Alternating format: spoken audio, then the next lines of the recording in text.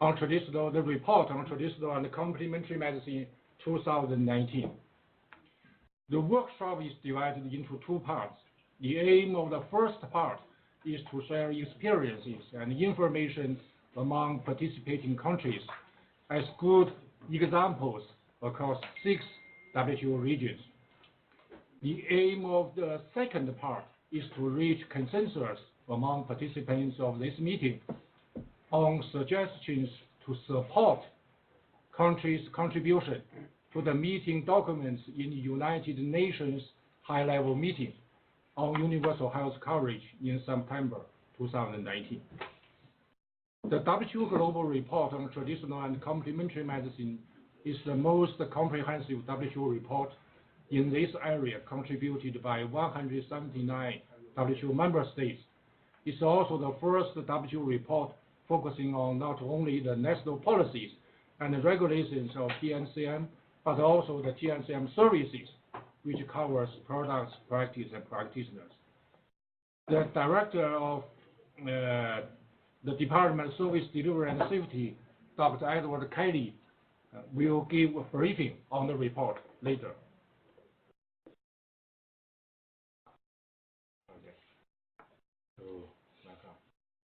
So welcome, Your Excellency, Mrs. Susanna Roma, the Minister of Curacao.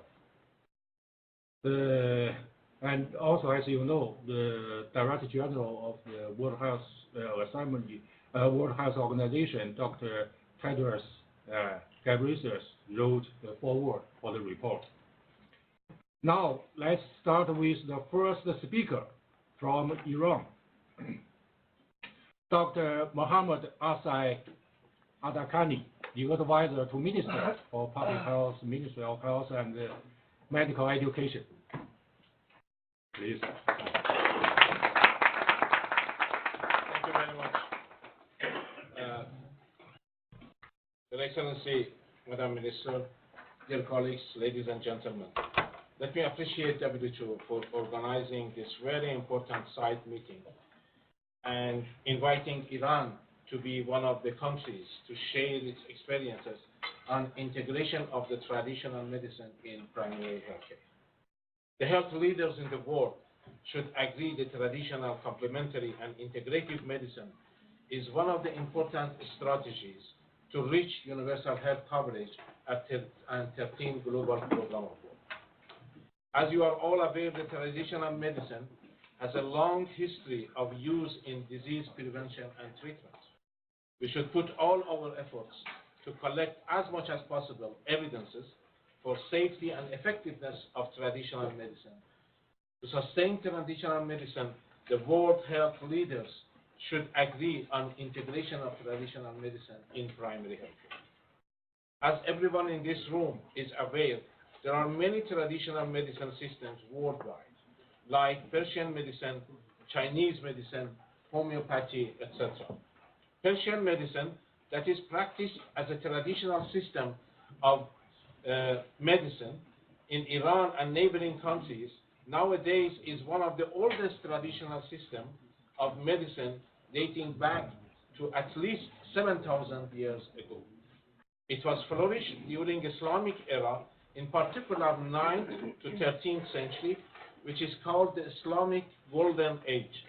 And also it was main paradigm of medicine in most parts of the West, Middle Asia, Africa, and Europe until 17th century. It has a strong philosophy and generation by generation experiences, and therefore is a good source for healthcare and treatment ideas. Traditional medicine is acceptable by the people as it is matched with their culture and traditional beliefs. Allow me to elaborate on Iran's policy and traditional medicine that are in line with the WHO strategies and guidelines. The government of Iran traditional medicine framework composed of a series of interventions that covers all levels, including community care providers, development sectors, trainers, academia, and policymakers. In this regard, the general health policies announced by the Supreme Leader in April 2014 calls for supporting and integrating traditional medicine into public health system. In addition, a parliamentarian bill in support of traditional medicine incorporated in the sixth five-year national plan for economic, social, and cultural development. There are also some governmental structure within Ministry of Health and NGOs in support of traditional medicine that, due to shortage of time, I cannot elaborate in detail.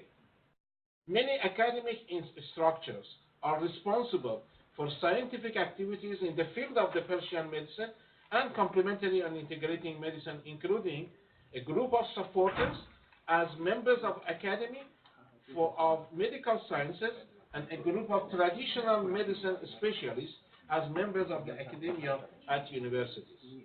Since 2006, with the government's license, the Persian medicine schools have been established. Specialized education at the PhD level has been defined for two fields of traditional medicine and traditional pharmacy in Iran. However, admission is only open for medical doctors or pharmacy doctors for traditional medicine and traditional pharmacy respectively. At present, there are 8 schools of Persian medicine and 17 departments of traditional medicine all around the country with research capacity. During last decade, Iran has achieved the following: providing academic approach to the Persian medicine that resulted in more than 200 PhD graduates, 300 PhD graduates of traditional medicine and pharmacy by the end of 2018. Organizing short course to train general physicians and others like pharmacies, nurses, and other healthcare providers. Developing relevant curriculum and establish 2 virtual units for undergraduate students, including medicine, pharmacy, dentistry, nursing, rehabilitation, and nutrition. Developing training curriculum for the community health workers and field testing the integration of traditional medicine in primary health care in 9 provinces of country by organizing training of trainers and community awareness building materials. Establishing 47 comprehensive health centers, clinics, and hospital wards. As a pilot study in 2016, we have selected 9 universities of medical sciences to field test integration of traditional medicine in primary health care by holding 2 weeks training course for trainers of community health workers, followed by 2 weeks course for health workers working at primary health care facilities and health houses. As a result, 529 physicians and more than 2,000 medical staff were involved in this field test. The training was not only for these 2 weeks, it was a kind of continuum care by monitoring and supervision of the care providers. The pre-assessment of the intervention has shown few significant improvements as follows. Number 1, modification of the lifestyle of the catchment population through public awareness building programs. Number 2, high level acceptability by target groups. Number 3, decreased cost of the healthcare services. And number 4, increased availability of medicines and decrease the side effects of conventional medications. However, there are some challenges as acceptance of the traditional medicine by some parts of the medical society. The scaling up integration of traditional medicine in primary health care and training of all current primary health care facilities staff and physicians. Incorporating traditional medicine as part of the health insurance package. Establishing a referral system of traditional medicine services. And finally, establishing a proper, attractive field work for traditional medicine specialists. Let me to end my message by announcing that Iran is ready to exchange our experiences, implementing joint research projects and implementing joint programs for education in different levels and degrees. Thank you very much for your attention.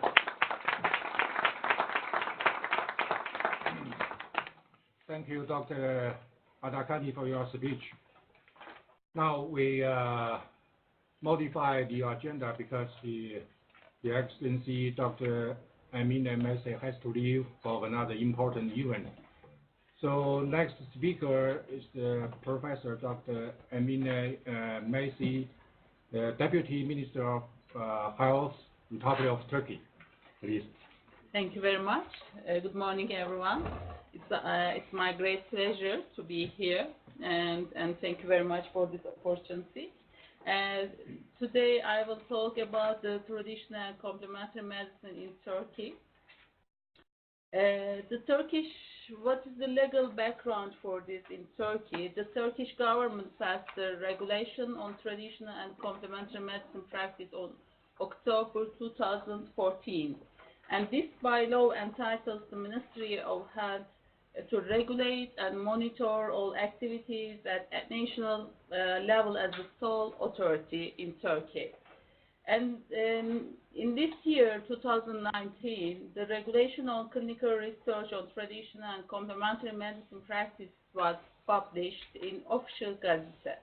And the objective of this regulation is to regulate procedures and principles with regard to doing scientific research on human beings in the field of traditional and complementary medicine practices and protecting the rights of volunteers within the framework of international agreements to which the country is a party and good clinical practices. So in Turkey now we want to do these all activities as an evidence-based approach. And in Turkey, there are three kinds of institutions of TSM. There are the practice centers, the other one is training centers, and the units.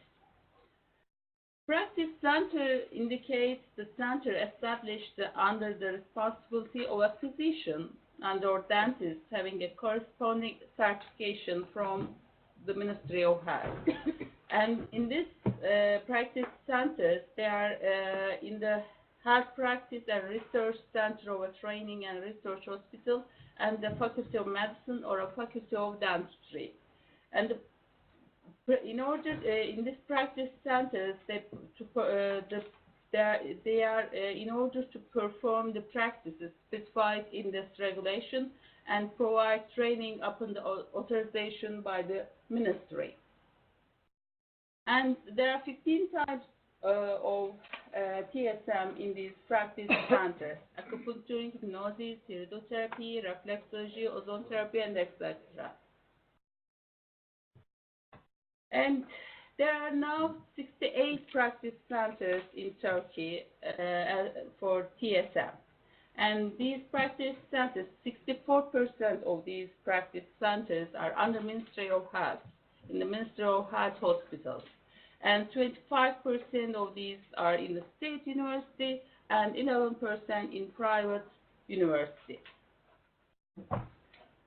And the others are training centers for TSM. They are authorized by the ministry to provide training under the regulation on certified training of the Ministry of Health published in official gazette dated in 2014. And there are now 19 training centers, and 42% of these training centers are under the Ministry of Health. 42% of them are in the state university, and 16% of these 19 training centers are in private university. And also there are units. In these units, these units are established under the responsibility of a physician and/or dentist having a corresponding certificate. In Turkey, only the doctors, dentists, or the medical doctors can do this practice. The other ones, the other professionals, are not allowed to do TSM in Turkey. And within these units are within the healthcare institution owned by public and private legal persons and by natural persons, and they are in order to perform the practices specified in the regulation. And now in Turkey there are 842 TSM units around Turkey. And when we look these TSM centers, units, 60% of them are doctor's office, 15% in private hospitals, 12% in medical centers, 8% in public health facilities, and 5% are like polyclinics. In Turkey, now around 4,000 doctors have certification, and one doctor can have more than one TSM certification. And when we look at the certificates, they are mostly about cupping, acupuncture, ozone, mesotherapy, and leech therapy, also phytotherapy. And about universal health coverage and TSM. As we know, universal health coverage means usage of full spectrum of essential quality health services, from health promotion to prevention, treatment, rehabilitation, and palliative care by all without having financial hardship. Healthcare services in Turkey is in line with cost-efficient approach. They are not very expensive. And TSM activities are included to the national health system. As regards healthcare services, including TSM in Turkey, financial protection to all citizens has been ensured, whereby catastrophic expansions have been prevented. And there are 4 elements of UHC, Universal Health Coverage: availability, accessibility, and quality.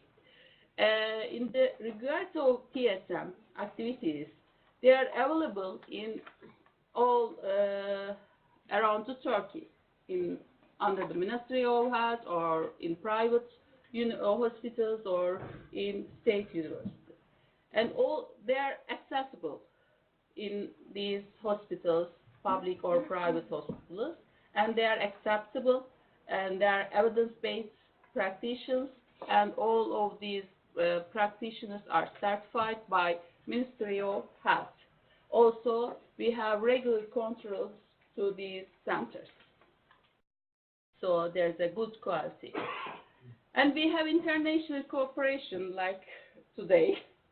We are attaching utmost importance to traditional and complementary medicine cooperation at bilateral and multilateral levels, and we're closely following up trends in the field. And we have active participation in the work of international platforms. Also, we are following the WHO traditional medicine strategy. Also, we are involved in Cambrella project. As you know, Cambrella is a research web working on traditional and alternative medicine practices in European countries. Also, Turkey involved in this project. And we have high-level coordination and consultation. Every year, we have an international traditional and complementary medicine congress. Takes place annually in Istanbul, a fantastic city. We are waiting all you every year to this city, and bringing international efforts together in order to open roads for evidence-based implementation of TSM, and defining the major challenge for countries in terms of national regulations, practitioners, and patients, and elaborating options for them. And we have 2 congress. And next year, it will be the theme will be apitherapy, and also we have collaboration with WHO about this with European office. Turkey has a great potential for TSM because we have rich cultural accumulation, we have a unique flora, and we have strong political commitment. From our history, we have a good history about folk medicine. We have a very good Anatolian medicine about TSM. Also, we have a unique flora in Turkey. Approximately 5,000, in Turkey there are 5,000 endemic plants, and this can be increased to 12,000 with good agricultural practices. And 500 of these endemic plants are medicinal and aromatic plants. And we have a very strong political commitment because all these activities are under the auspices of the Presidency of the Republic of Turkey. Our First Lady is very interested about this topic. So we have a very strong political commitment. And traditional and complementary medicine is an indispensable part of health. However, in Turkey, it's not an alternative medicine. We don't accept it as an alternative medicine. We accept it as an integration of modern and TSM together. It's an integrative medicine. We don't accept as an alternative medicine. So we always advise our public that it's not alternative. You have to integrate it with modern medicine. So these centers are in our hospitals, in our city hospitals with modern medicine. So thank you for your attention.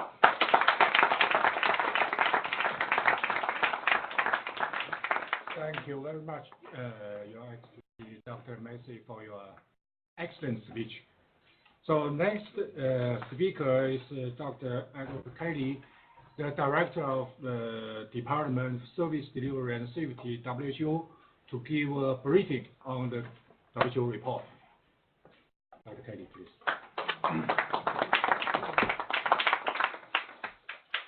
Good. First of all, thank you all to all our partners from member states who are here. It's a very busy time at the Assembly. Usually, if you are asked to go anywhere that's not sort of several hundred meters from the Serpentine Bar at the Palais, it's very difficult. So we've asked you to come way up here, but at least it's a little more peaceful. And also in this very beautiful India room, which is a wonderful place to hold this event symbolically, if not maybe logistically. It's a little bit, with very comfortable large chairs. So thank you for everyone who's sat here, and especially for member states who like my colleague Mohammad Assai has to return. He's vice chair for one of the committees, and they're starting back up with very contentious issues this morning. So we thank all the excellencies for being here with us this morning, and a special thank you also to the civil society organizations who work with us on traditional medicine. It's important, very, very important presence to have people here today. So what I will do with a few slides is just to summarize the key aspects of the report, and so we can have kind of the official release of the report, and then continue on with the dialogue. So with apologies for any sort of interruption of our country experience, which I think is really one of the most important pieces in terms of our presentations today. The traditional medicine and complementary medicine sits solidly within WHO's work on integrated health services and universal health coverage. And this year's report particularly looks at some of the mechanisms, and we've tracked this this is a biannual report, that are key to the implementing of the WHO strategy. We're right in the middle of it, and of its implementation, but also really looking at the foundations that will allow traditional and complementary medicine to become part of broader universal health coverage work, like was said already by colleagues this morning. So the need for this report, one of the gaps that we have in terms of traditional and complementary medicine, and in terms of looking at its deliveries, around the lack of credible data, which can be used by member states to examine their own positions and also benchmark across the world, as well as for us to look at how the strategies for incorporating traditional and complementary medicine into universal health coverage schemes. We've got contributions from 179 member states. The number climbs every time we work on this, which is in some places higher levels of response on this than on even some of our data that we have in the Global Health Observatory. And monitoring health trends in order to strengthen the role of TCM, I think, is one of the key pieces in terms of the need for the report. It's different from other information out there on traditional and complementary medicine. It's the most comprehensive report on TCM. Captures really 3 phases of progress that we've looked at member states in terms of their own, this is a popular phrase, sort of the maturity model, or a sort of maturity with traditional and complementary medicine.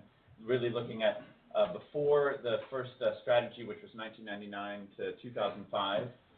Actually, that's according to my daughter's ancient history.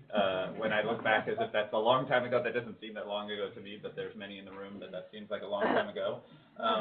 But in some ways, it's amazing that that was the first strategy, the WHO official strategy, although we've worked on traditional and complementary medicine for a long time before that.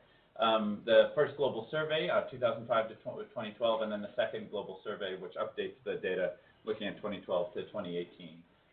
It'll be the first one to cover all three facets of traditional and complementary medicine, from products and practices as well as practitioners. And it'll be the most up-to-date report that we have on this. The sources came from the first two surveys we've done, and then updated from additional sources. And a big thank you to the team that worked very, very hard on this under Dr. Chi's leadership.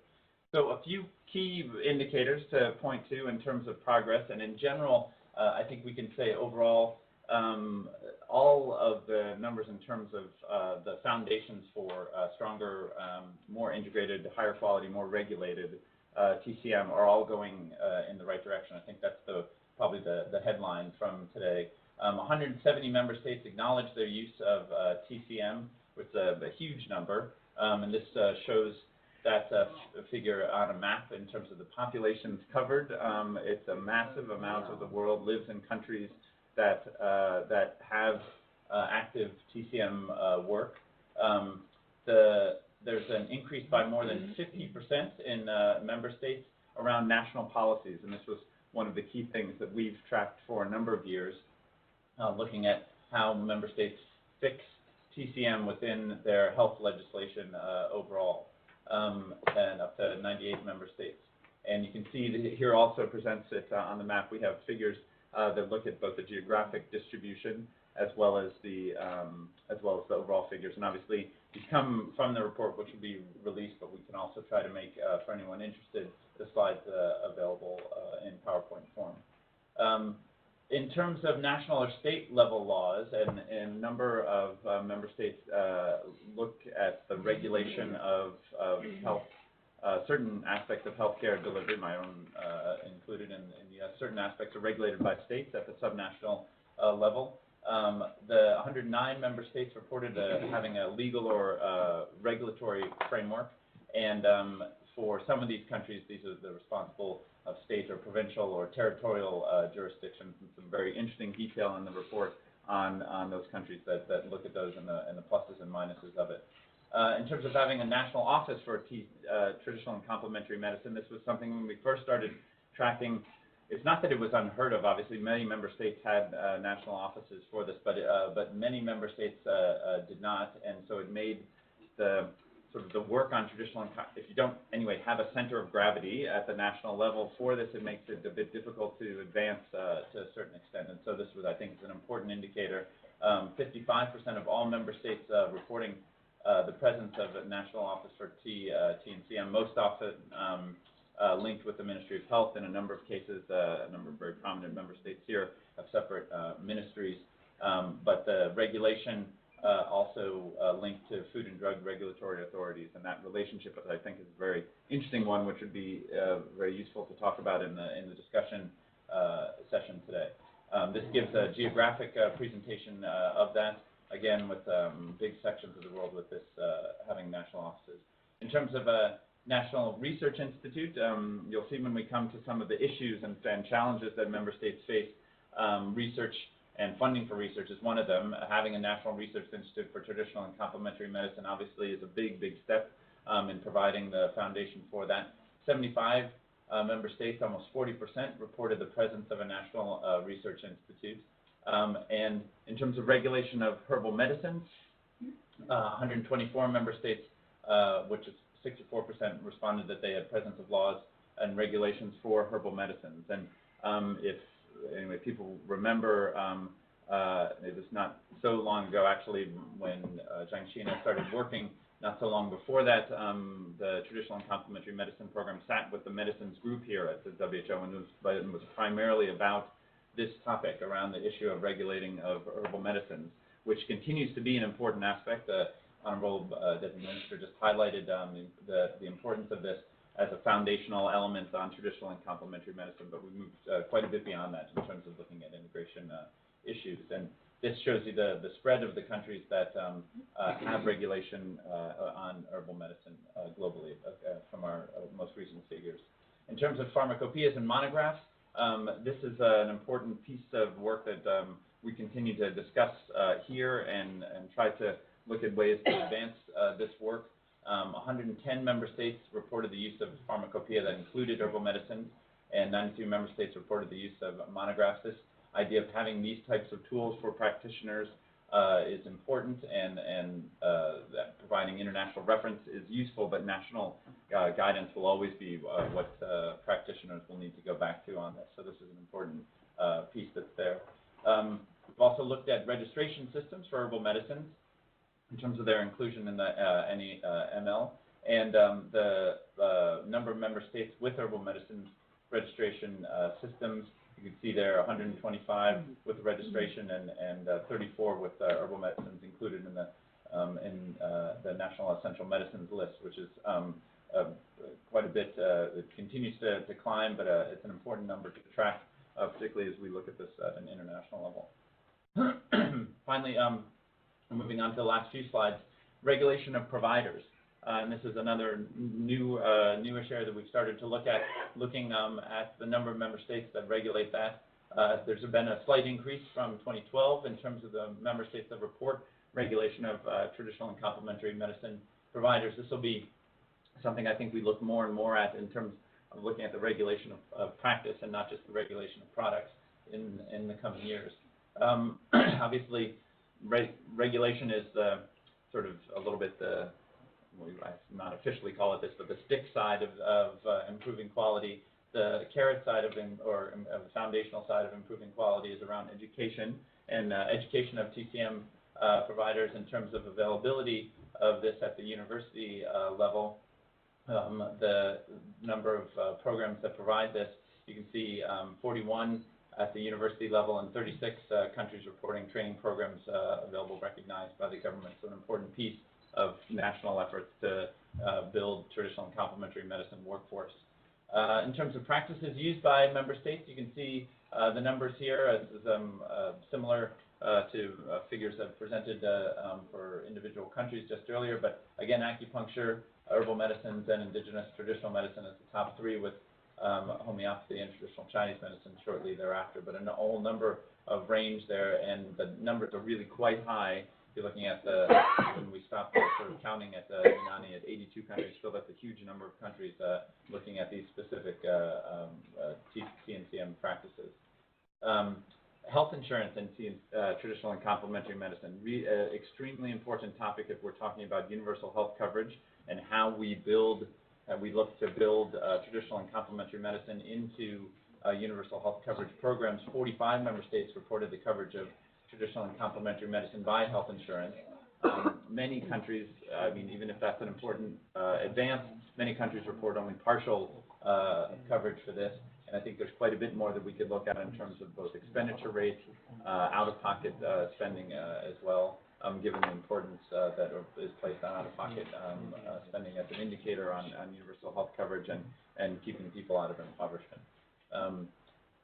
In terms of challenges expressed by member states, just before I finish off, these are some of the areas. I mentioned this earlier. Lack of research data was cited as the top one, lack of financial support for research on traditional and complementary medicine, and the lack of mechanisms to monitor safety of traditional and complementary medical practices. And I think these are sort of three key areas that WHO has highlighted as work that it needs to be doing with member states as we move forward, particularly looking at how better support and research can be there, but also very strongly on safety and quality of traditional and complementary medicine.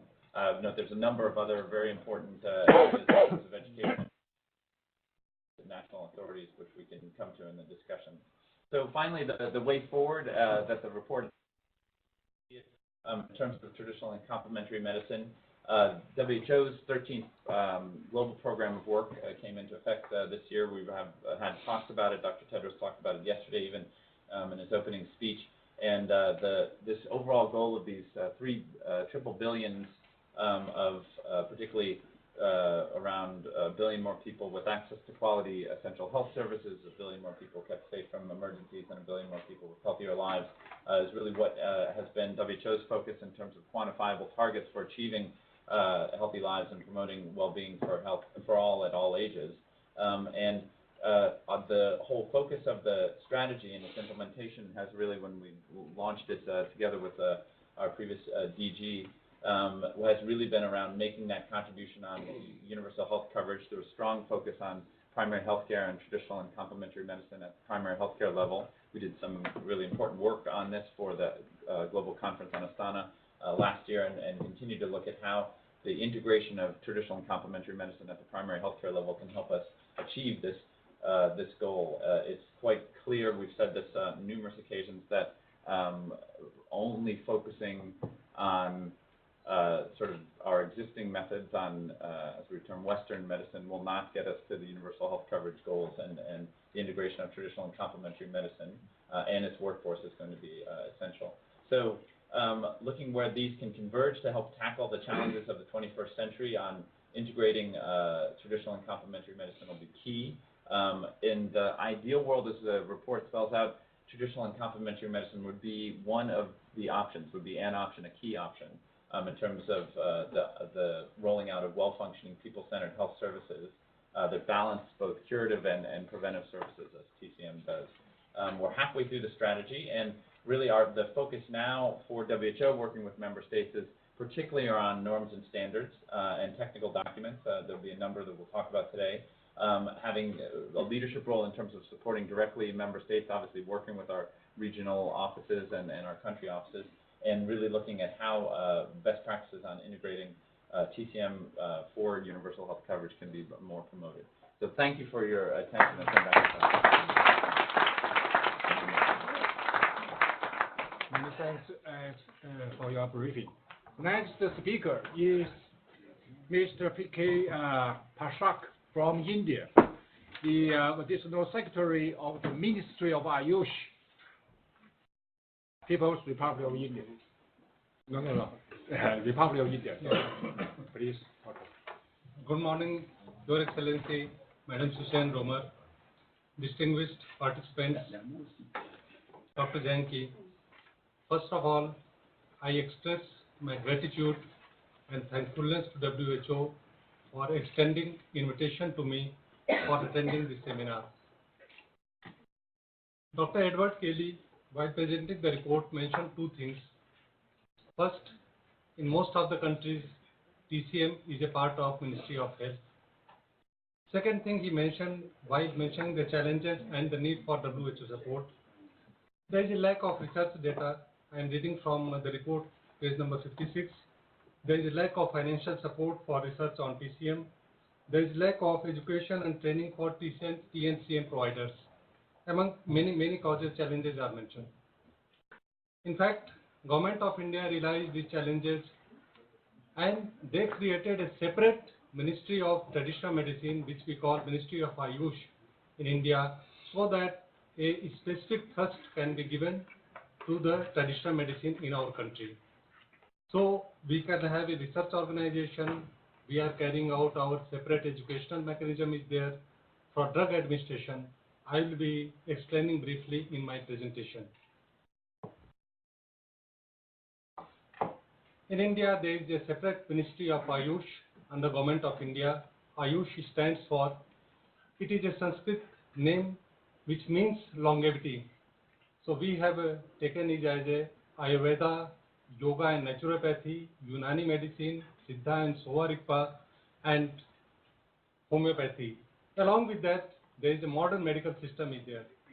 In fact, AYUSH believes in creating a scenario where there is an absence of diseases by modifying the lifestyle, by improving the dietary habits, by improving the lifestyle, by removing the lifestyle disorders.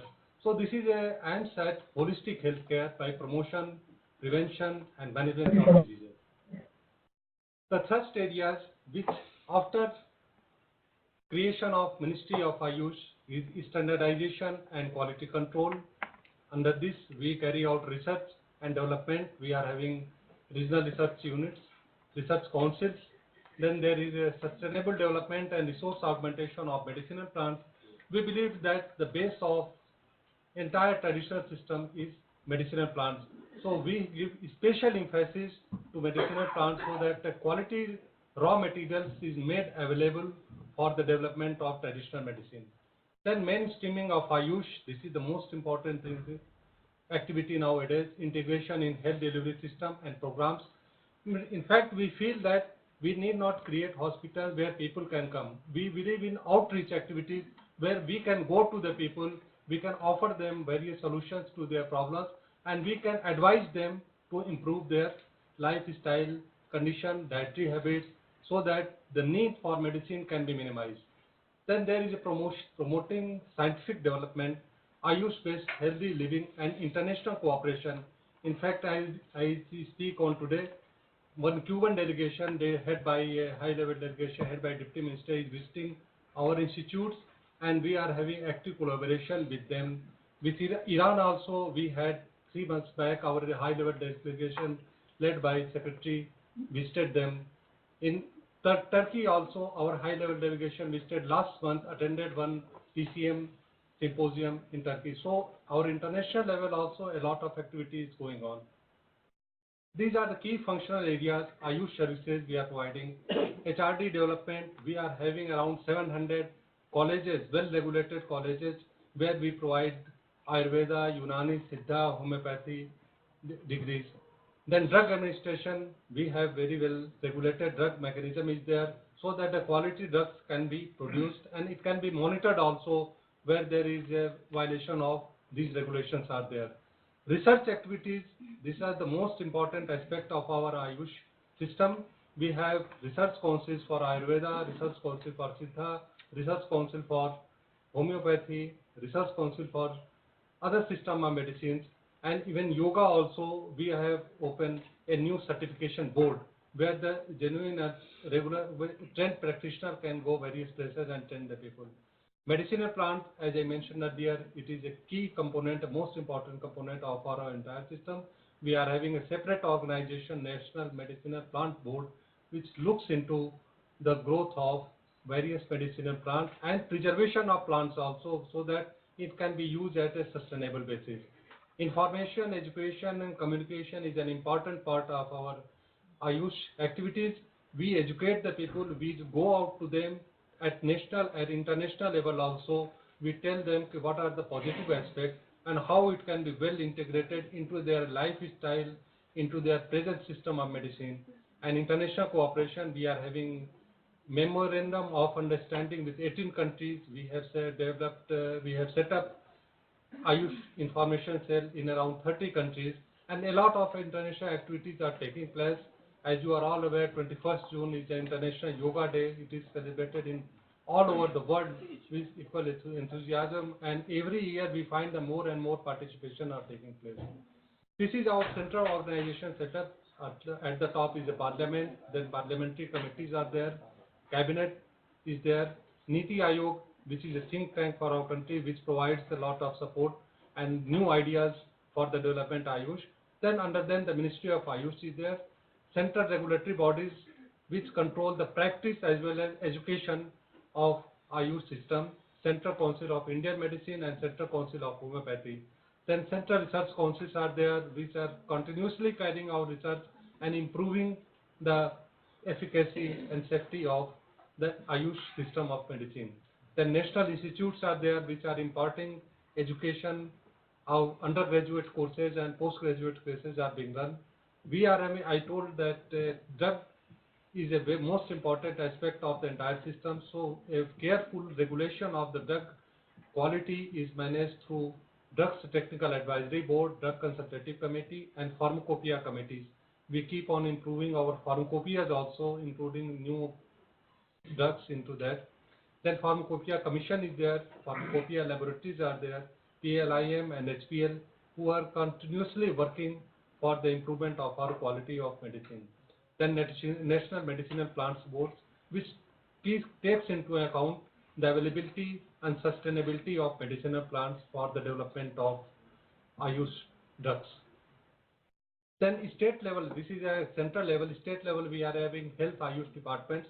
We are having AYUSH directorate in all this. There are 29 states are there. So we are having AYUSH directorate and then program management unit in all the states. Board Council for Registration of Practitioner, Drug Licensing Authorities, Health Universities, Pharmacies and Drug Testing Laboratories, State Medicinal Plants Board, hospitals and dispensaries.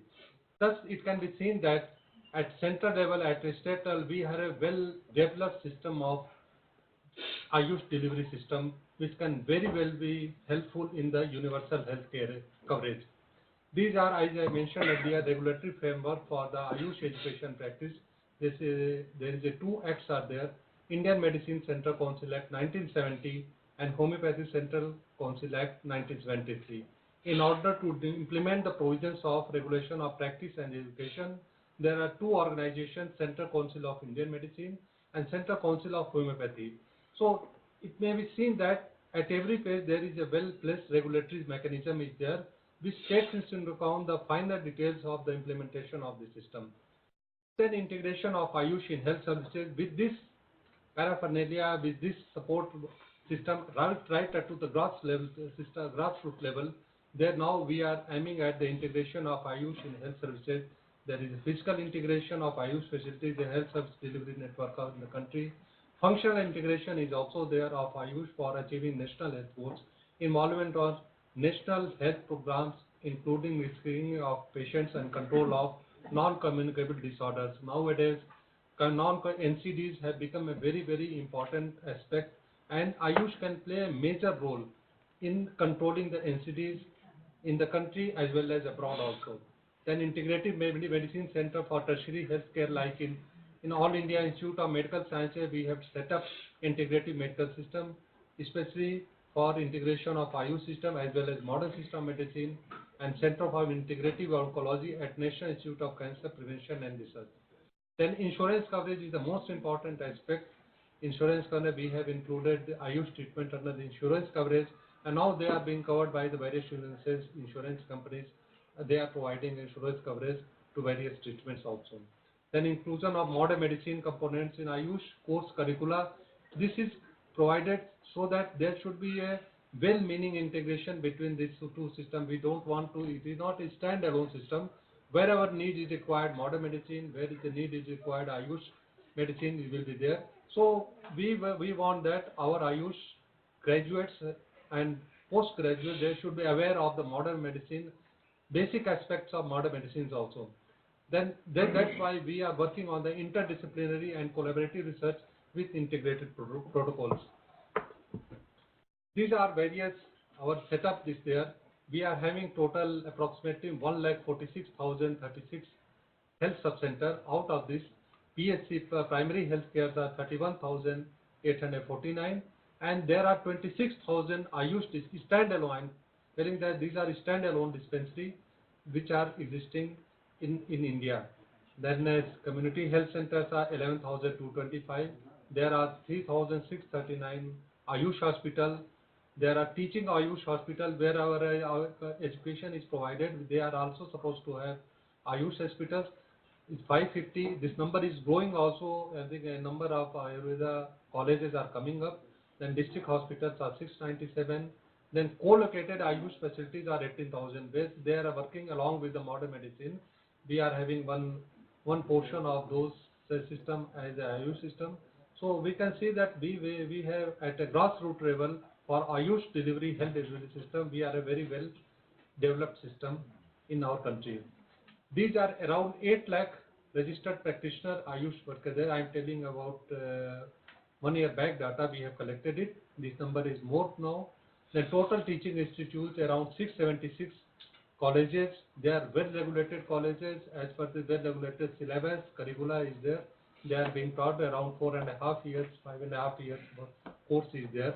Postgraduate institute are 209. Annual intake in degree courses is around 45 students are being trained, are getting admission through a national level examination in these courses. There is a national entrance eligibility test we are conducting, and we are selecting best students for the AYUSH degree courses. Then annual intake in PG courses also, here also around 5,800 seats are there. We are selecting through a national competitive examination, and those with the best brains, they are coming into the system. Their hospitals are there, 3,600, dispensary in government sector, 26,000. Drug manufacturing unit is also there, around 9,000 units we are having drug manufacturing unit. Then programs for reaching the last mile, this is next health method. With this much infrastructure, now we are in a position to deliver health, AYUSH health at the grassroots level. So there are two missions. National health mission is there, this which is aimed at vertical and horizontal strengthening of health services. And then National AYUSH mission, this is a flagship project where we provide financial as well as technical support to our 29 states for development of various activities under AYUSH mission. So I will just, these are various activities under AYUSH mission. We are co-location of AYUSH facilities, upgradation of exclusive state government AYUSH facilities, setting up of 50-bedded integrated AYUSH hospitals, then upgradation of state government educational institutions, setting up of new state government AYUSH educational institution including yoga and naturopathy, then strengthening of state government public sector undertaking Ayurveda, Siddha, Unani, homeopathy, pharmacies and drug testing laboratories, cultivation and promotion of medicinal plants. Provision has also been kept for flexible components under this scheme, so that they can take, depending upon local needs, they can take up new activities also. Apart from that, we are having central sector scheme for promoting IEC activities, CME activities. We are having extramural research project scheme under which we are funding research activities which is taking place outside the Ministry of AYUSH, so that we want to benefit from the traditional wisdom also. Many activities which cannot work under the government system, which can like NGOs are there, private institutes are there. If they come up with good project reports, we are funding them also. Various workshops, seminars, conferences, extramural research studies, international cooperation activities, public health intervention. We have taken up a scheme is there. Where we are selecting villages as well as taluks, and we implement our various. We identify which are the prominent diseases in those areas, and we implement through our AYUSH system various mechanisms, various systems, so that the diseases are removed. Then we are setting up center of excellence and district cluster also. AYUSH and yoga-based medical tourism in India. This is a new concept. We find that a number of people are coming to India for treatment, like in Kerala, like in Delhi also. Many places they are coming. So we have evolved a system under champion sector scheme, where yoga-based AYUSH and yoga-based treatment facilities can be provided those willing who are coming from abroad, and is a one top-class medical facilities with a very high level of practitioners.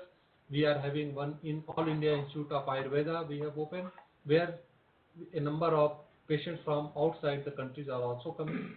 Then establishment of AYUSH healthcare super specialty daycare hospitals under champion sector scheme is there. Then skill development is a very major component of AYUSH sector. We are especially devised a scheme for the development of skill and establishment of AYUSH grid under champion sector. These are various new initiatives which have taken, and we are taking the use of modern technology to generate the data, to collect the data, and to collect the data, so that we can work on the various aspects. We have introduced the hospital management information system, where all over the country we are collecting data regarding the diseases. Then what are the treatments are given, so that over a period of time we can have some efficacy activities under our AYUSH ministry. Then Ayushman Bharat, this is a very ambitious, largest government-funded public healthcare scheme, which aims at the establishment of 1,50,000 health and wellness centers.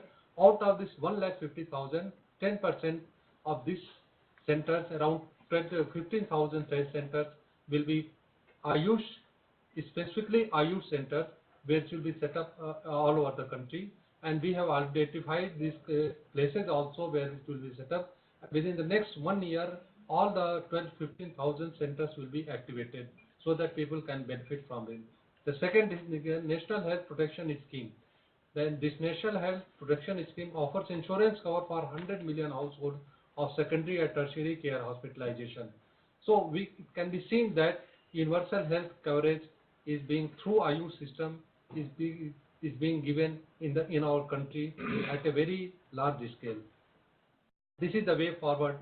We have suggesting integrative intervention based on Indian traditional medicine like Ayurveda, Unani, diet and lifestyle modification, and yoga, mind and body synergy can play a significant role in prevention of non-communicable diseases as the most important targets of universal health coverage.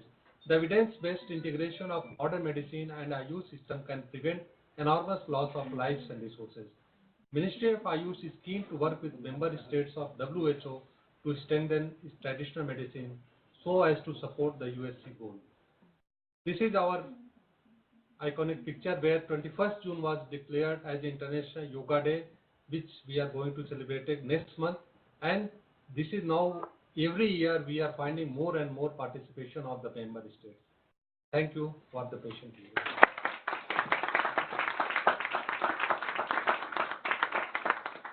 Many thanks, Mr. Pathak, for your excellent presentation. We understood that India is a very comprehensive system of traditional medicine, so time is limited, so can only give a high-level summary. So next speaker is Mr. Zhendou, the Deputy Director General, Department of International Cooperation, the National Administration of Traditional Chinese Medicine, People's Republic of China. Mr. Wu, please. So distinguished Chair, ladies and gentlemen, it's my pleasure to be here to participate in this important activity.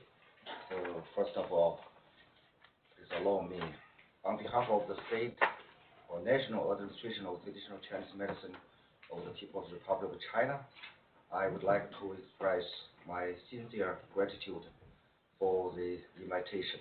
And taking this opportunity, I would like to make a brief introduction on the traditional Chinese medicine. It includes about the 5 points: medical care system, training, research, and pharmaceutical industry, and national cooperation, and last but not least, the future plan. So TCM, the traditional Chinese medicine, has created unique views on life, on fitness or health, on disease, and on the prevention and treatment of disease during its long history of absorption and innovation. It represents a combination of natural science and humanities, embracing profound philosophy ideas of the Chinese nation. As ideas of fitness and medical models change and evolve, traditional Chinese medicine has come to underline more and more profound value. And China put great importance on the development of TCM. When the People's Republic of China, recorded the New China, was founded in 1949, the government placed emphasis on uniting Chinese and Western medicine as one of its 3 guidelines for health work. And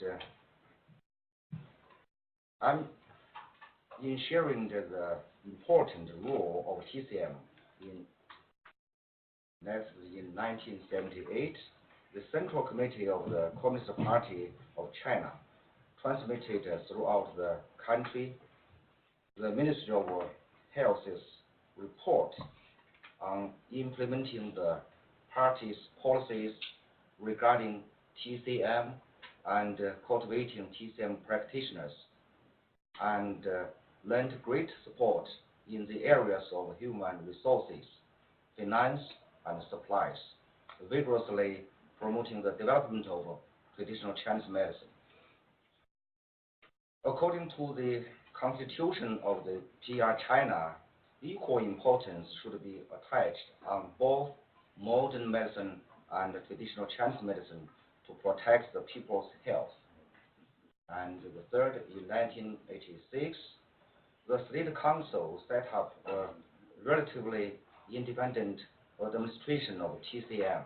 That's how we know the National Administration of Traditional Chinese Medicine. And later, all provinces, autonomous regions, and the municipalities directly under the central government have gradually established their respective TCM administrations, which has laid an organizational basis for traditional Chinese medicine development. At China's fourth meeting of the 7th National People's Congress, equal emphasis was put on Chinese and Western medicine. This was seen as one of the 5 guidelines in China's health work in the new period. In the period of 2003 and 2009, the State Council issued the regulations of the People's Republic of China on traditional Chinese medicine and the next opinions on supporting and promoting the development of traditional Chinese medicine. And after that, gradually forming a relatively completed policy system on traditional Chinese medicine. And it's very important that in December 2016, the law of People's Republic of China on traditional Chinese medicine was approved by the National People's Congress. The next is the medical care system. In China, a traditional Chinese medicine medical care system covering both urban and rural areas has been established. All urban TCM medical care network has been formed. It mainly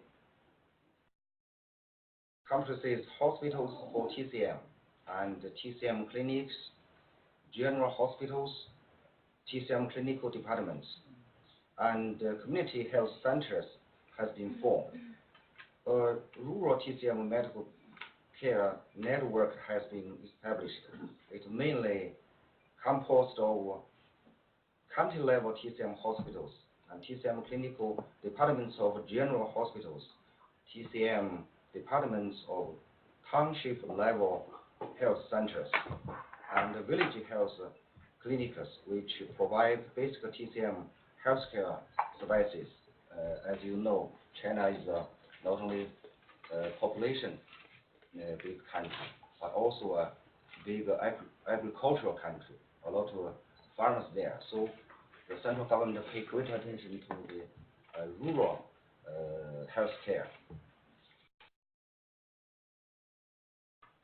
And the statistics collected by the end of 2015 show that there were 3,966 TCM hospitals across the country, and 452,000 practitioners and assistant practitioners of traditional Chinese medicine.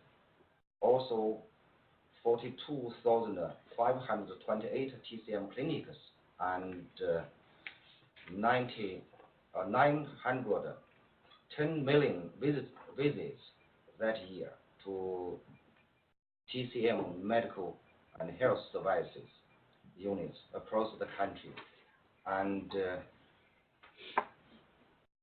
26,915,000 inpatients treated.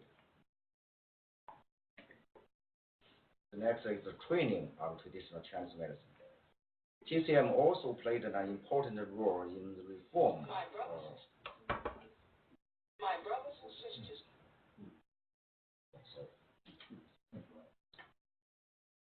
TCM also played an important role in the reform of the medical care system. The medical care services provided by TCM institutions at a national level increased from 14% to 15% in just a few years, from 2009 to 2015.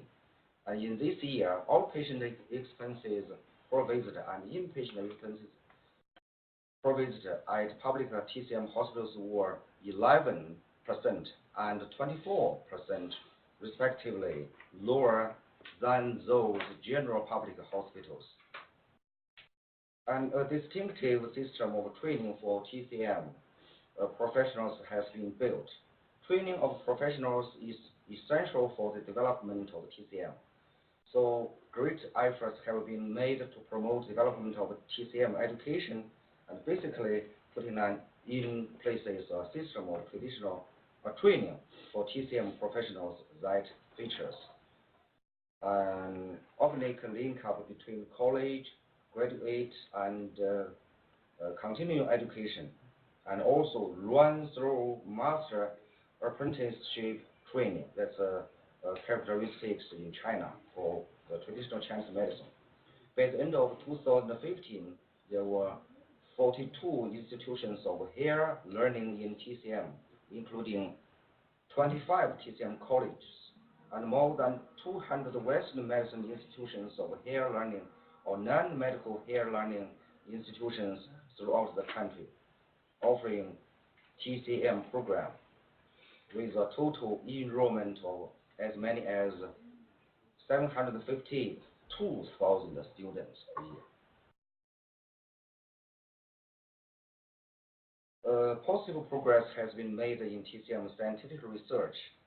16 national TCM clinical research bases have been built as part of the clinical research system for preventing and treating infectious disease and chronic non-infectious disease with TCM, together with a number of key research centers and laboratories covering all disciplines of engineering or technology research centers and laboratories.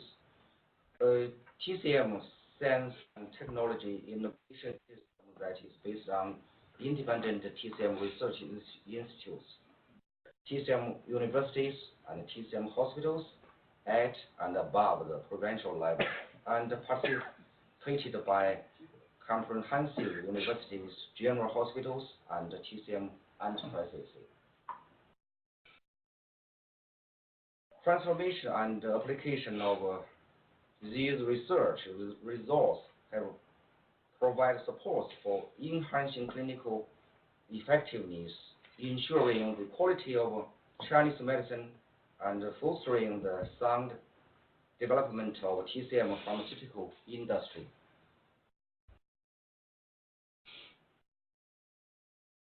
The industry develops rapidly. At present, 60,000 TCM drugs have been approved, and 2,088 pharmaceutical enterprises approved by the GMP of medical products manufacturing. Chinese patent medicine is. The TCM dosage forms have increased from a traditional limited number of forms, such as pills, powders, and pellets, to more than 40 dropping pills, tablets, pods, and capsules. In 2015, the total output value of the TCM pharmaceutical industry was 787 billion RMB, accounting for 28% of the total generated by the country's pharmaceutical industry, becoming a new source of growth in China's economy. Especially, planting Chinese medicinal herbs has become a key means of adjusting the rural industrial structure, improving the eco-environment, and increasing farmers' incomes. Now the central government of China pays great attention to the development of rural areas. So we try to use the plant the medical herbs to help the farmers.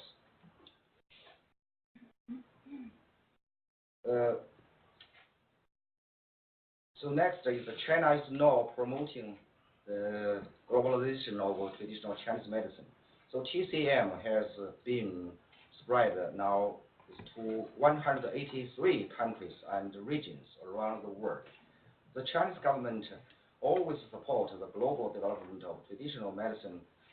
It is dedicated to promoting the development of traditional medicine throughout the world and works closely with the WHO to contribute to progress in traditional medicine around the globe. So just we were very glad to hear Dr. Kelley give a great contribution and make a great progress on traditional and complementary medicine by the World Health Organization. The 62nd and 67th World Health Assembly passed 2 resolutions on traditional medicine and urged the member states to implement the WHO's Traditional Medicine Strategy 2014 to 2023. And currently, the Chinese government has signed now 86 TCM cooperation agreements with other countries and international or sub-international organizations, and has supported the building of more than 30 TCM centers overseas. The Chinese government has always attached great importance to cooperation with the WHO in the field of traditional medicine. In 2017, Chinese government and WHO signed MOU on the Belt and Road cooperation in the field of health, witnessed by President Xi Jinping, among which the traditional medicine is pivotal cooperation field. And early on December 3rd, 2019,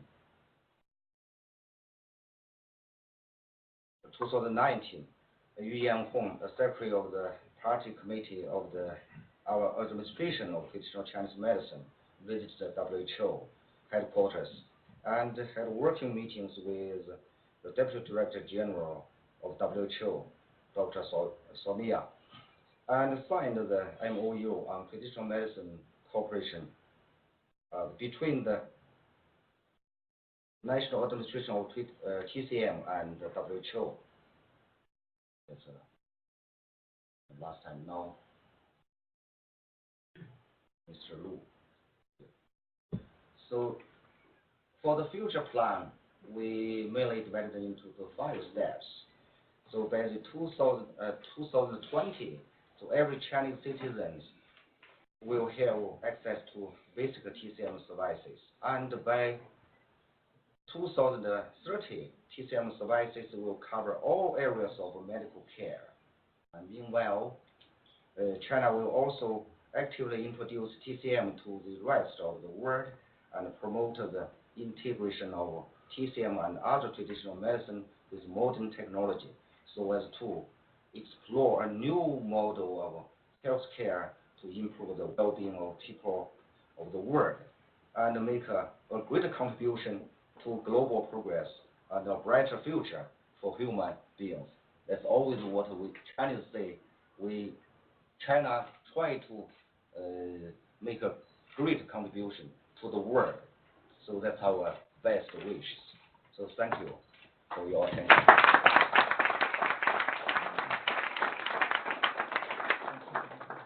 Many thanks to Mr. Wu for your excellent briefing on the comprehensive system of traditional medicine in China.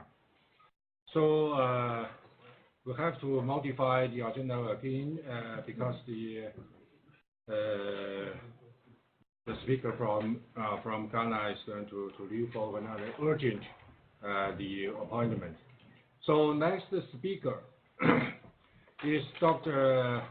Oheneba Danso, the Chief Executive Officer,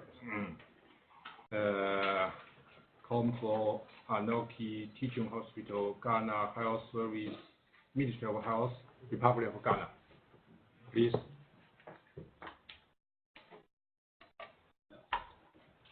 Thank you very much, and thank you, fellow participants. I present to you Ghana's case as far as traditional and complementary medicine is concerned. And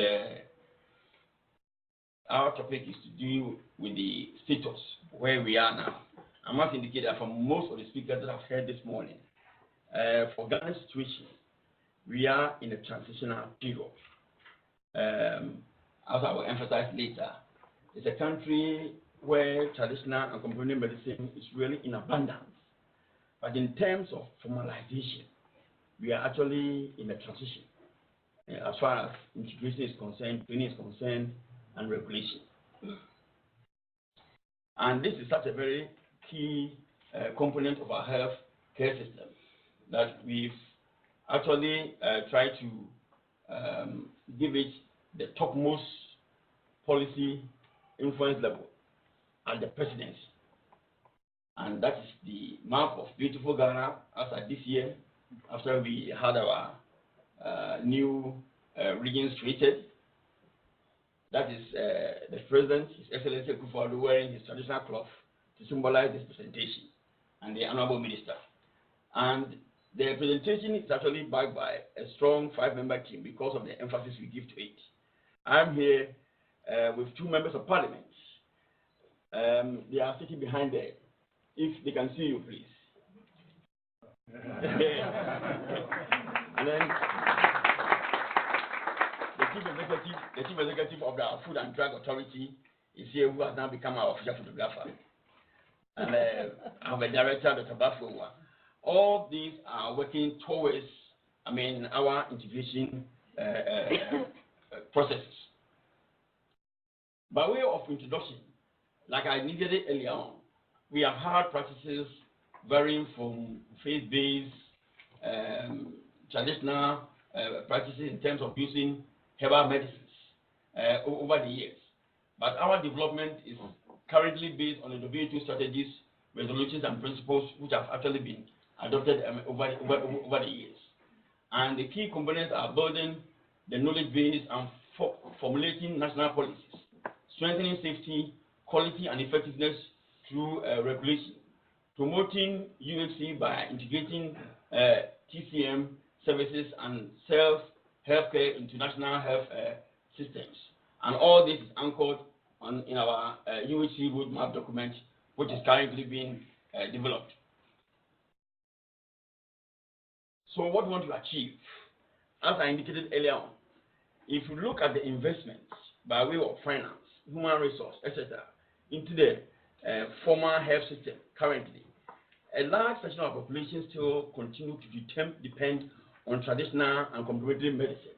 And so therefore, to achieve UHC and to leave no one behind, we are compelled by whatever means to ensure that traditional medicine is developed and integrated appropriately at all levels of our healthcare services. These are the 5 pillars on which our system is based. And here I'm looking at the 4th pillar, which was about the comprehensive leveraging of the potential of traditional and alternative medicine as a complement to health care delivery. The TCM national policy. The general policy direction in the area of TCM has been to practice of traditional medicine and regulatory legislation, organization and management of traditional medicine associations, because they have their own groups, and to be able to regulate them, we have to make sure that they are formalized and they belong to a certain grouping. Intellectual property rights protection, because that's also very, very key for them. If they don't have that kind of protection, even bringing them to the table to discuss issues is very, very difficult. So we have to assure them about, because like I indicated earlier, for some of the practitioners, it's more like a family legacy. They've practiced this over the years. And the only way to formalize them is to bring them to the table so that we can begin to tap into their experiences, their knowledge, and see how best that kind of knowledge can be formalized. Professionalization of traditional medicine through formal training, research and product development, information education and communication on rational use of, and standardization, quality assurance, and large-scale production of the medicines. This is a visitation by the WHO team that visited Ghana last year as part of assessing the integration policy in Ghana. And in fact, the advocacy is done across board. Here you see a picture of a media expose on national television where it is a regular event to educate and to assure the Ghanaians about the safety of some of the medicines. The national framework is based on the legislative regulatory framework on products, practices, and the practitioners. The establishment of the Center for Scientific Research into Plant Medicine in 1975. This is the actual flow, the chronology of how we have developed over the years. The formation of the Ghana Scientific and Traditional Healers Association in 1961. The promulgation of Food and Drugs Laws in 1992. And the establishment of Traditional and Alternative Medicine Unit in 1991 within the Ministry of Health, which was upgraded to become a directorate in 1999. TCM framework has also involved the Ghana Federation of Traditional Medicine Practitioners Association, which was established in 1999 to bring all the practitioners to the table to discuss their issues and challenges. Then the Traditional Medicine Practice Council was established as a way of licensing and regulation in the year 2000. That act is currently being reviewed to include all aspects of alternative medical practice in our system. And currently, this is the list of all the practitioners that have been licensed by the council. Herbalists, medical herbalists, traditional birth attendants, faith healers, and the rest. These are the training institutions and research institutions that we have currently as far as TCM is concerned. 3 universities and 3 research centers: Center for Plant Medicine, the Gucci Memorial Institute, and Council for Scientific and Industrial Research. The progress made in the integration so far. The key element in achieving the regional strategy 2014 to 2023 is the implementation of the integration policy of TCM. Like I said, integration is actually taking a long period. It's because even though regulations have been passed, laws have been passed, it has been done in a very systematic manner to bring everybody on board, especially in terms of actually giving them more knowledge about the practices, but that is it. And then herbal units were piloted in 19 regional and district hospitals, and this underwent a comprehensive review in 2017. And currently, this has been scaled up to 36 units. Units have been established in 36 health facilities. For the practices that have already been formalized within the 36 centers, this is the chart showing the common diseases for which those medicines have been applied for their treatment. Then in terms of achievements, capacity building, like I indicated, the Harvard University of Science and Technology in Kumasi has established a BSc herbal medicine program in 2001 to train medical herbalists, and then training of indigenous practitioners, those that I mentioned earlier, through various forms of actually giving them knowledge as to how to check for people's blood pressure, to do temperature, and to do certain basic vitals, just to be able to guide them in the administration and the use of their medicines. Development of operational guidelines and recommended herbal medicines list has also been done. The incorporation of traditional medicine into the curriculum of secondary and tertiary institutions. But all the nursing colleges currently have in their curriculum a certain subject in traditional medicine, and that leads to the award of diploma for the nursing and midwifery. This is about the last advanced slide. So the prospects, by way of concluding, these are not the prospects. That by next year, we are looking at to scale up to 100 facilities, and then to increase the nationwide sensitization program to create more awareness through information, education, and communication policies that have been developed, and to ensure regular monitoring evaluation activities of the integration at least every 2-year interval. Herbal medicines are currently being reviewed, and to initiate the discussion with the National Health Insurance Scheme so that beneficiaries can actually be given traditional drugs or medicines and be paid for by the National Health Insurance Scheme. The establishment of coordination units within the regional health directories, just so that at the various levels of operation, there's a presence and monitoring at all times. The last slide indicates the emphasis of our yearly program as far as traditional medicine is concerned, as a way of actually putting a lot more focus and media breaks on it, where we have the TMD and that's a very big event to actually advertise to the country. Thank you very much.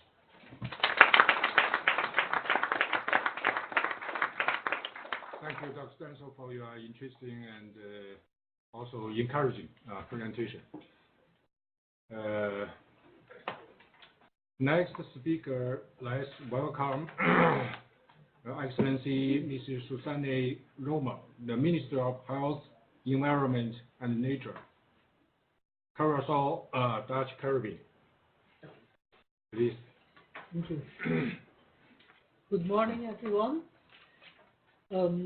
Our Ministry of Health, Environment and Nature has taken an approach to TCIM with our definition of wellness, which is basically the optimal state of health, physically, mentally, emotionally, spiritually, and socially. And also that this must fulfill the expectations of his or her family in the community, place of worship, and workplace environment. Our goals are to develop Curacao as a wellness community, and in doing so, to develop Curacao as a wellness destination. TCIM can contribute substantially to wellness approach. As Ghana, in Curacao, our own traditional herbs have always been used, but were basically suppressed by the modern Western medicine, but still everybody uses it. So in that sense, we approach it to have it regulated so that it can be, let's say, freely and in the open. So, let's see. Oh.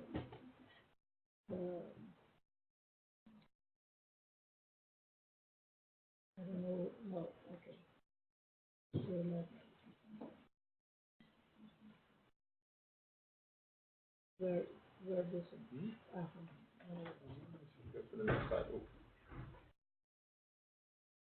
Yes. Okay. Of course, we relate the approach to the Sustainable Development Goals for health, and to make an approach in a more scientific way, we decided to appoint a task force for wellness and to regulate TCIM following the practice practitioners and products, the strategies to develop Curacao as the wellness society and destinations.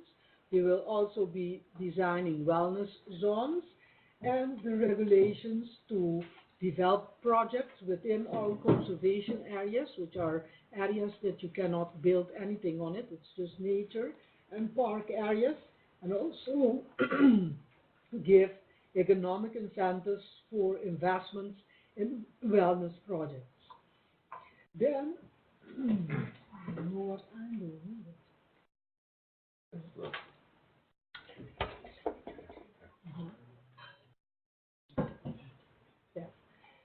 The areas of expertise of the task force are mixed. So we have a doctor of modern medicine, TCIM practitioner, an expert on Curacao herbs, and who is also Ayurveda practitioner. We have an importer and distributor of TCIM products, a wellness promoter, an expert in community development, an academic scholar, and a legislative lawyer. You must understand that Curacao is a very small country. We only have about 150,000 inhabitants. So this all must be translated to the small scale of things. Then the goals for our ministry, we use the WHO and PAHO guidelines. So our first goal is to harness potential contribution of TCIM to wellness and health and people-centered healthcare. Also to promote safe and effective use of TCIM through regulations of the products, practices, and practitioners, and by implementing 3 strategic objectives that is building a knowledge base and national policies, strengthening safety, quality, and effectiveness, integrating TCIM services and self-health care into the national health system. What was the research? I must say the research is finished, so we're going to the next stage. It was basically to analyze which of the practices are eligible in Curacao for inclusion and the description of those practices, then to state the minimum training requirements for the different practitioners, to determine the medical products of the practice and develop a general policy for fruit supplements, then to determine the TCIM industrial policy for manufacturing in Curacao, and also for the quality and safety to guarantee the public safety in use. These results we put into the definition for the laws for the inclusion of the TCI healthcare. What was very nice to notice in my country that even though most people didn't realize, the change of law we had in 2009 already permits the TCIM development, so we can work with national decrees. So actually we made a huge step without realizing it. Then the practice of the proposed TCIM system we use, I will show you that for the inclusion, the comparison, using also the PAHO virtual health library of TCIM. We follow the best practice of introduction by batches, and our first batch will consist of Ayurveda, of homeopathy, naturopathy, yoga, traditional Chinese medicine, and slash acupuncture into that, and chiropractic practice. These are the most used in Curacao, so there is not a big scientific reason. The reason is what is most practiced in the country. So the definition are based on the authoritative source of information. We use PAHO and World Health Organization guidelines, the guidelines of the country of origin. For example, of the Indian government, we use the AYUSH information, and the Chinese government for traditional Chinese medicine.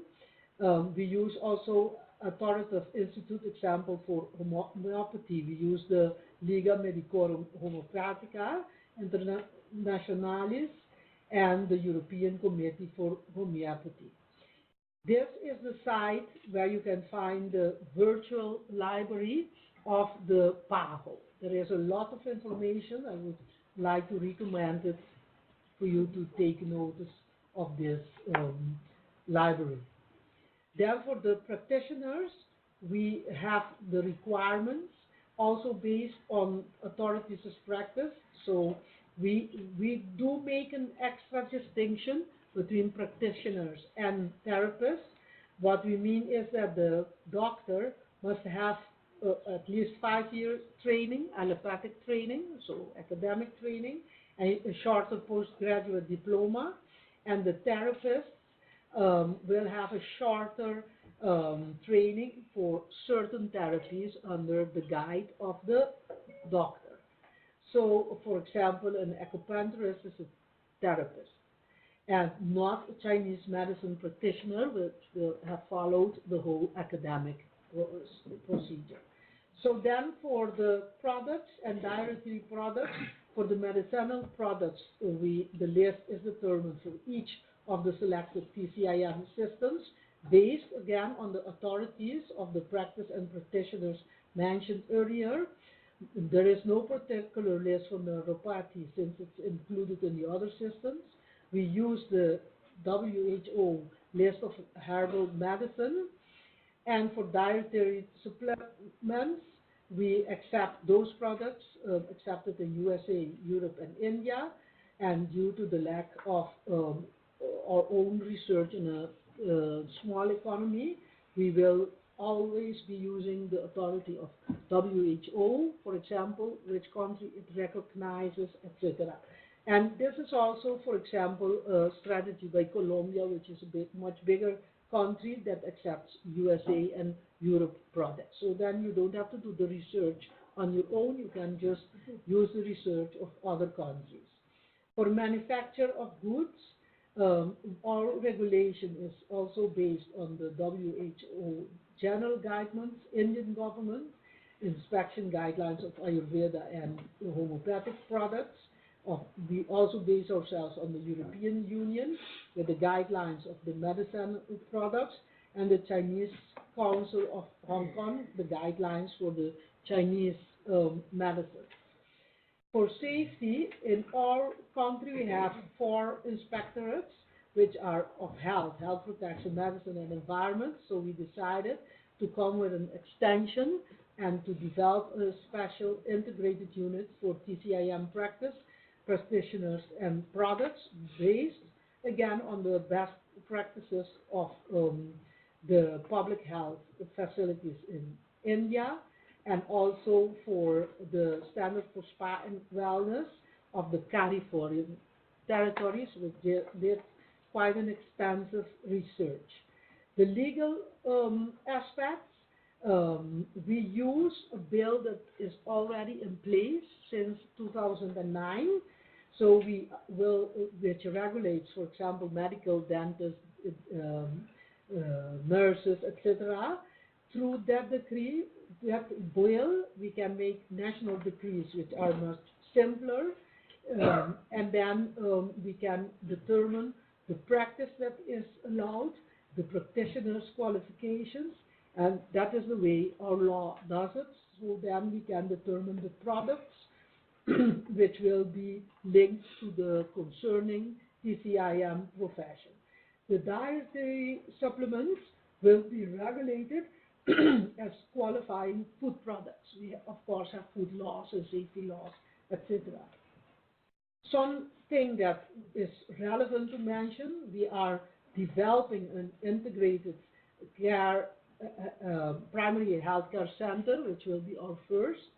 We will integrate TCIM, modern medicine, with a neighborhood approach and a healthy home food production.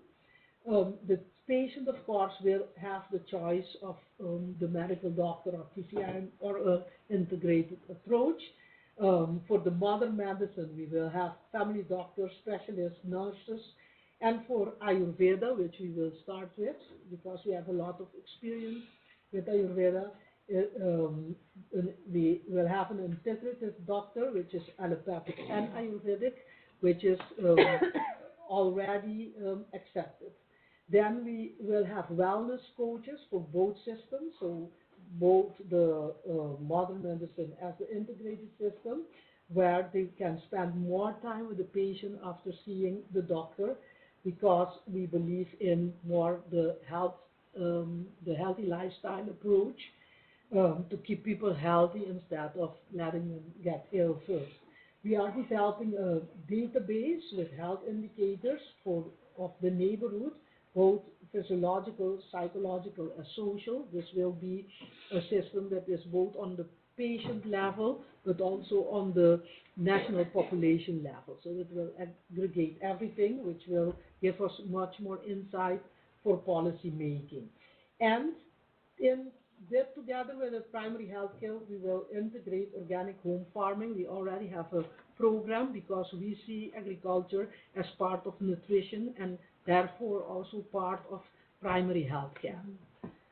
So planting and cooking healthy for low budget food, it has become a very, very popular program, and many neighborhoods are asking for it now that we are rolling it out.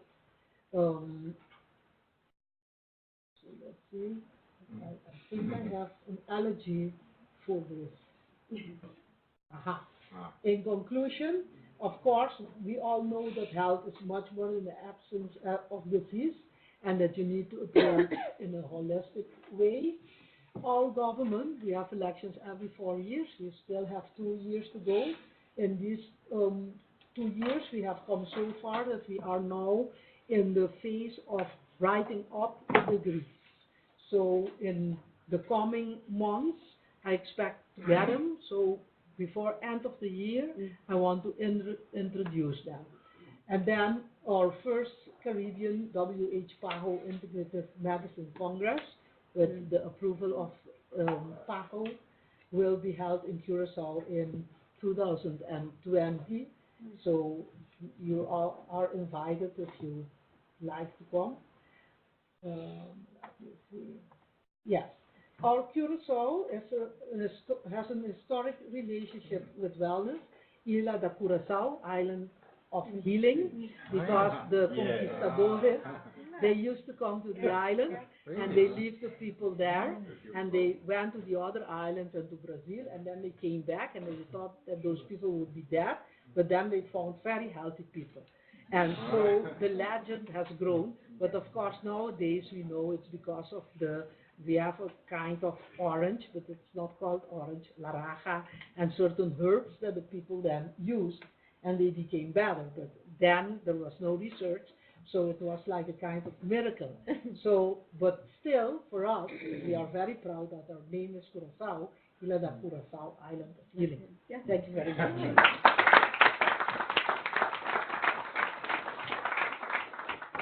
Thank you very much, Ms. Roma, Your Excellency, for your excellent presentation. So the last speaker is Dr. Alice Carreras, the Director of the International Relations Ministry of Public Health, Republic of Cuba. Please. Good morning, everyone. Dear colleagues, I just want to thank the sponsor of this meeting, particularly the WHO, for inviting us to be part of this important meeting. I just want to share with you our modest contribution with TCM, and particularly what we are doing in Cuba in this field. Thank you, sir. Okay, first of all, we need to say that in Cuba, TCM is not an alternative medicine.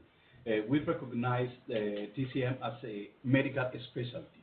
It's one of our 67 specialties in medical sciences, integrating holistic of health problems using methods for health promotion, disease prevention, diagnosis, treatment, and rehab, based on traditional medical system and other therapeutic modalities that integrate each other with conventional treatment of modern Western medicine. As part of that, we have been working in 10 different modalities, such as acupuncture and related techniques, phytotherapy, apitherapy, homeopathy, floral therapy, ozone therapy, medical hydrology, heliotherapy, traditional therapeutic exercises, natural traditional orientation, and during the last 3 years we are trying to introduce in Cuba the Ayurvedic medicine. In 2018 we received a state visit by the President of India, and we signed an MOU with the Ministry of AYUSH, and I just want to thank all the support from the Ministry of AYUSH in order to develop all this type of medicine in Cuba. During the last 3 years, we have been working a selected group of doctors in our country in techniques related with Ayurvedic medicine, Abhyanga massage, and our final proposal is just to build a Panchakarma center also in Cuba. It's part of what we are doing, and I reiterate that we want to thank for everything that you are doing. As he said, an important delegation from our country is paying a visit to the Ministry of AYUSH. It's led by our Deputy Minister in order to strengthen our relations. Okay. Talking about a basic table of medication, it consists in about 757 products. 60% is produced by the Cuban pharmaceutical and biotechnological industry. The development of natural and traditional medicine is supported by 170 natural products, of which 107 are locally produced and 63 by the industry. all the medication, this type of medication in Cuba, on all type of medication in Cuba, before the consumption or commercialization, need to be registered and approved by the Center of State Control of Medicine Equipment and Medical Devices. That is our regulatory body in our country. The practice of natural and traditional medicine is integrated within health institutions and services, with emphasis in primary health care. All polyclinics, that is the base of our primary health care, have a natural and traditional medicine consultation that is inserted in the comprehensive rehabilitation services. 571 community pharmacies with dispensary are distributed through the country, ensuring the elaboration of the 100% of the basic table of natural products. 571 community, that's pharmacies. The volume of this production at the local dispensaries level reached in 2018 the figure of more than 78 million of units of this product, mainly of phytopharmaceutical and pharmaceutical, but also with other lines such as homeopathic medicines. Education about this is provided both in the undergraduate and graduate career in medical sciences. There is no exclusive academic program for natural and traditional medicine at the undergraduate level, but it's inserted as a curricular strategy according to the profile of different type of career. And in case of medicine, it has also included 3 courses in its curriculum since 2016. That is compulsory during the formation during the medical career. The Ministry of Public Health conducts a national research program on natural and traditional medicine, which is coordinated by the Central Lab of Pharmacology that is subordinated to the University of Medical Sciences of Havana, and is certified as an entity of science, technology, and innovation. In addition, Cuban biopharmaceutical industry also has a program for the development of products of natural origin as part of prioritized lines. There is also a scientific society since 1996 that is attached to the National Council of Scientific Health Society. The same with an inclusive profile that groups different professionals and technicians linked to the natural and traditional medicine. It has working relationships with other international scientific organizations, such as the Integrative Medicine Society of Japan, and more recently with the World Federation of Acupuncture and Moxibustion Society, among others. Its scientific dissemination body in Cuba is the Journal of Natural and Traditional Medicine. According to the Alma Ata Declaration of 1978, that was the first to agree with the importance of natural and traditional medicine for the health and well-being of the people, and also to advocate for its inclusion in primary health care. All of these achievements in case of Cuba have been possible due to the political will of the government that recognizes TCM as part of the national health system. And finally, because this is just a brief presentation, we don't have a vast experience compared with different countries that are represented here in this meeting.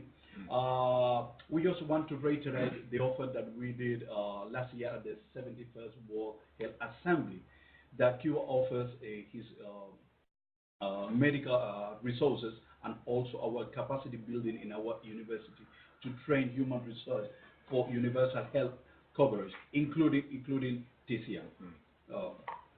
Thank you. Thank you. Many thanks.